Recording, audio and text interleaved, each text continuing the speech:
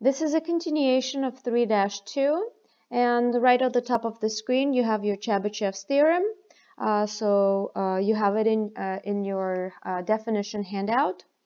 My last portion of 3-2 is the empirical rule.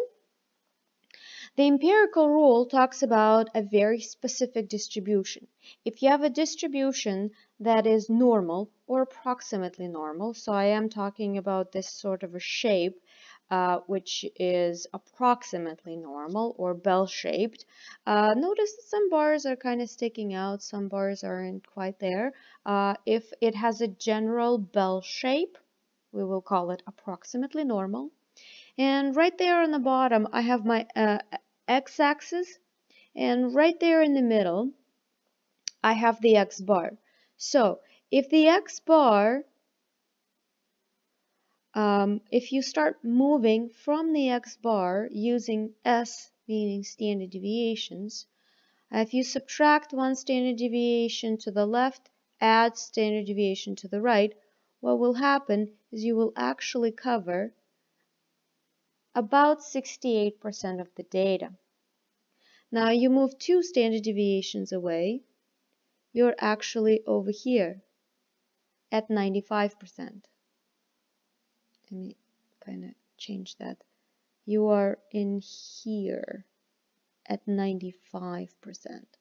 Remember Chebyshev's theorem, it says that 2 standard deviation is at least 75%.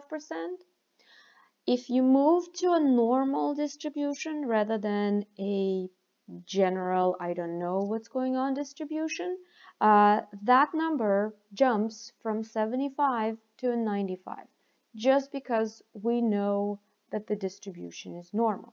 So the goal, or sometimes the goal of the collecting data, is somehow to normalize it so that you have better results. So this is the empirical rule, and we don't have any examples in the book right now because this will be used later on.